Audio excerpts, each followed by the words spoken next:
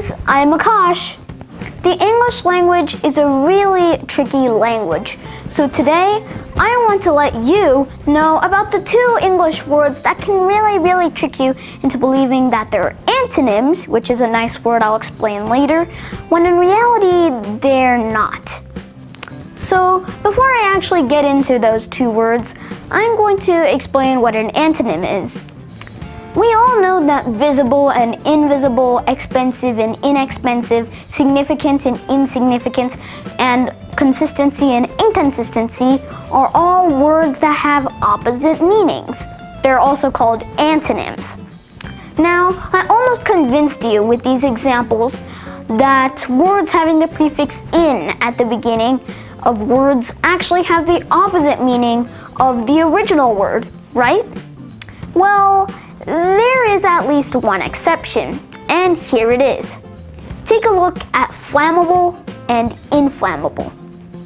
Unlike the other examples, these two words are not antonyms. The prefix in can be used in three different ways. Two of them are from Latin, and the other is from Middle English. One Latin version generally has a negative shade to it. Insincere is an example of this version of the prefix.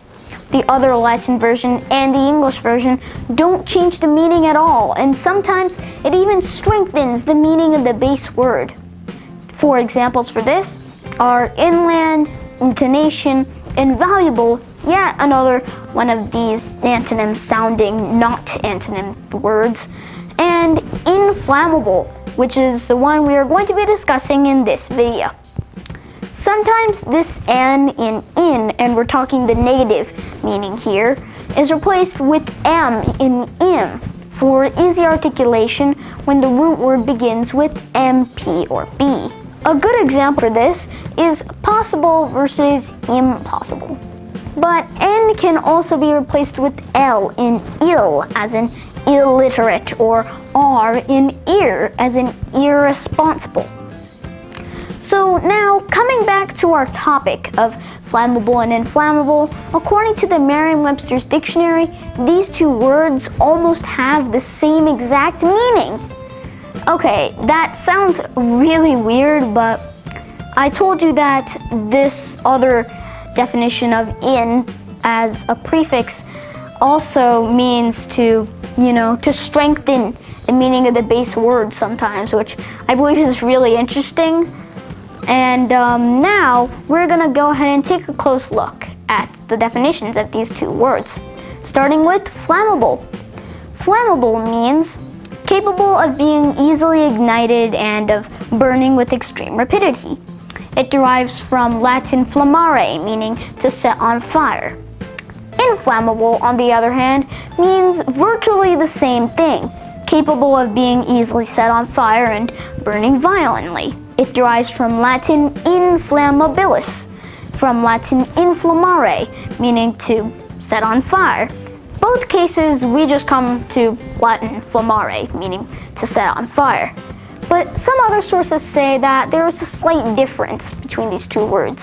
They say that if something is flammable, it can be set on fire, like a piece of wood, and it's just going to burn the entire thing. However, they say that inflammable means that a substance is capable of bursting into flames without the need for any ignition.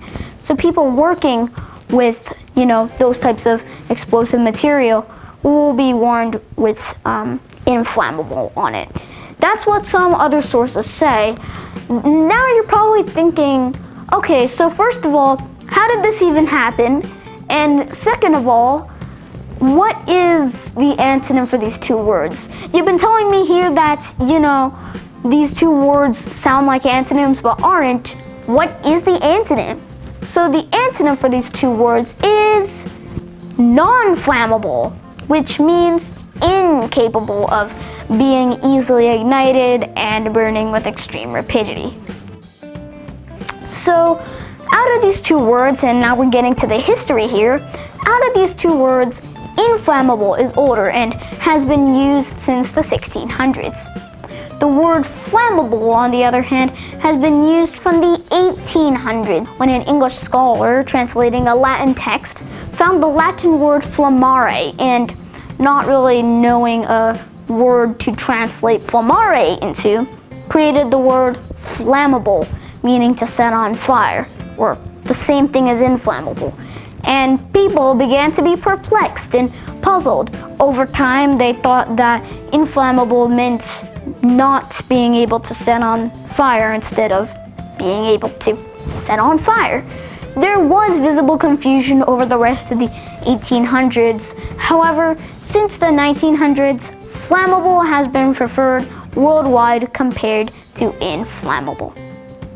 So, while these two words mean the same thing, flammable is the better word choice because it eliminates the possibility of confusion in the reader's mind and can prevent accidents if they're dealing with explosives, or should I say, flammable materials.